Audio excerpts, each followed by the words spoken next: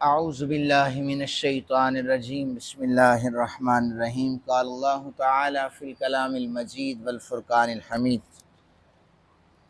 وَلِكُلِّ أُمَّةٍ أَجَلٌ فَإِذَا جَاءَ أَجَلُهُمْ لَا يَسْتَأْخِرُونَ سَاعَةً وَلَا يَسْتَقْدِمُونَ یا بنی آدم اما یأتینکم رسل منکم یقصون علیکم آیاتی فمن اتقى واصلح فلا خوف علیہم ولا هم يحزنون والذین کذبوا بآیاتنا واستکبروا عنها اولئک اصحاب النار هم فیہا خالدون۔ صدق اللہ العظیم۔ ترجمہ سماعت فرما لیجئے۔ ہر قوم کے لیے ایک میعاد مقرر ہے، جب وہ میعاد پوری ہو جائے گی تو نہ ایک گھڑی پیچھے ہو سکیں گے نہ ایک گھڑی آگے ہو سکیں گے۔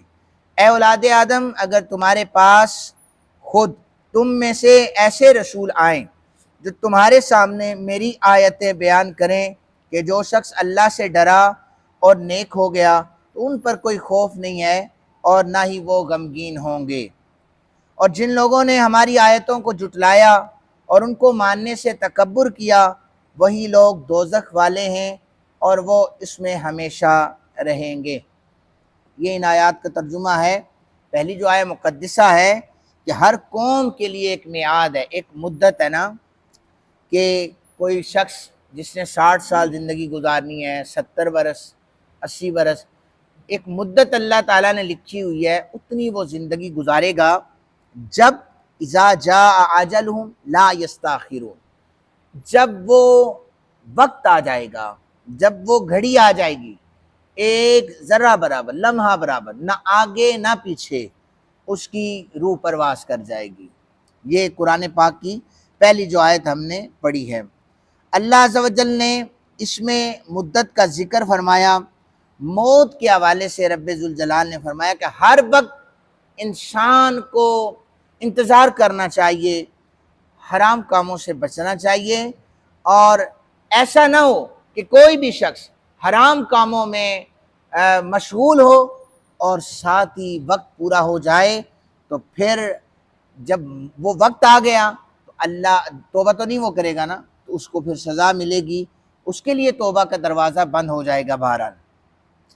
پھر اس کے بعد فرمایا اے اولاد آدم، اگر تمہارے پاس تم میں سے رسول آئیں جو تمہارے سامنے میری آیات پڑھیں تو جو شخص اللہ سے ڈرا نیک ہوا اسے کوئی خوف نہیں ہے، کوئی غم نہیں ہے۔ یاد رکھیں کہ جو غم ہے نا، اس کا تعلق مستقبل کے ساتھ ہے، اور جو خوف ہے اس کا تعلق ماضی کے ساتھ ہے۔ اور نہیں، یہاں خوف کا تعلق مستقبل کے ساتھ ہے، غم کا تعلق ماضی کے ساتھ ہے۔ جب انسان اللہ کی بارگاہ میں ہوگا وہ ماضی پر غم نہیں کرے گا کہ میرا ماضی گناہوں میں لتھڑا ہوا تھا، وہ کہے گا مجھے کسی قسم کا کوئی غم نہیں ہے۔ اور حشر کے دن نفسا نفسی کے عالم میں جب انبیاء و رسل اللہ کی بارگاہ میں گردنیں جھکائے کھڑے ہوں گے، اس وقت گناہگاروں کو خوف ہوگا کہ اب ہماری خیر نہیں ہے۔ فرمایا کہ خوف کا تعلق مستقبل کے ساتھ ہے، یعنی آج اس خوف کو ہم ڈسکس کر رہے ہیں، تو اس وقت وہ لوگ بے خوف ہو جائیں گے۔ ہمیں غم ہی نہیں ہے اپنی زندگیوں میں کوئی غلط کیا ہو، ہم نے تو رسول اللہ صلی اللہ علیہ وآلہ وسلم کے بتائے ہوئے، یعنی اللہ کے رسول کے بتائے ہوئے رستوں پر عمل کیا ہے، اس لیے ہمیں وہ جو زندگی گزاری ہے اس کا کوئی غم نہیں ہے، آج ہمیں خوف نہیں ہے، لہٰذا اللہ تعالیٰ کی بارگاہ میں آج ہم سرخ روح ہیں۔ پھر فرمایا وہ تم میں سے رسول ہوں گے، یعنی بنی آدم میں سے ہوں گے۔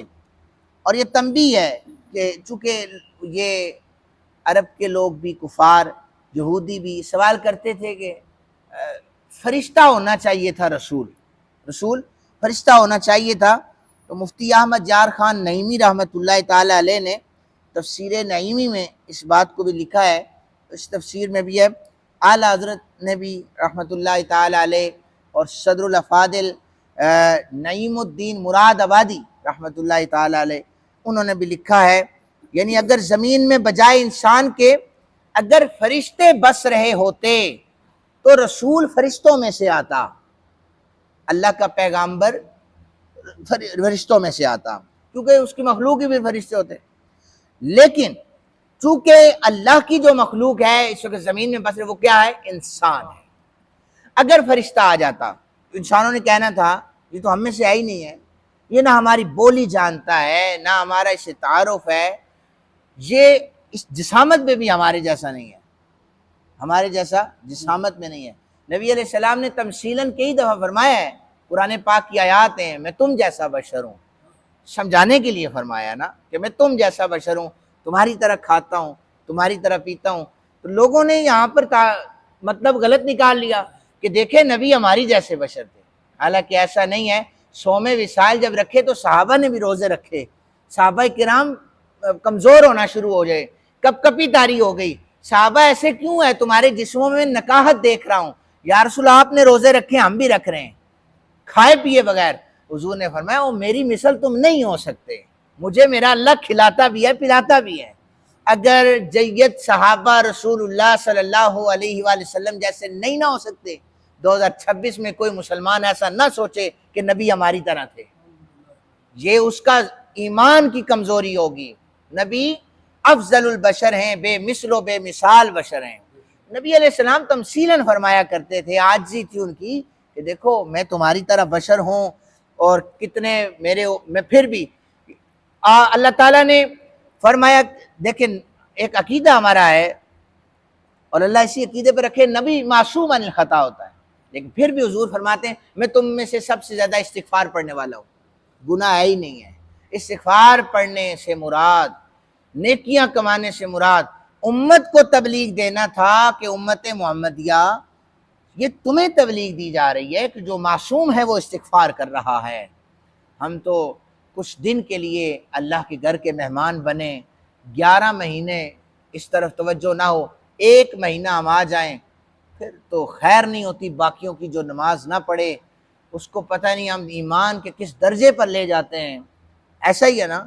میں غلط ہوں تو بتائیے گا. آپ معاشرے میں رہتے ہیں، ہم بھی ادھر ہی رہتے ہیں، تو کوشش کریں ہم سب اللہ اور اللہ کے رسول صلی اللہ علیہ وآلہ وسلم جو دین بتایا ہے اس میں عاجزی اور انکساری ہے. تکبر کے حوالے سے بھی کل گزر چکا ہے کہ تکبر جو ہے یہ صرف شیطان نے کیا تھا تو اللہ تعالیٰ نے اسے اپنی بارگاہ سے دھتکار دیا تھا.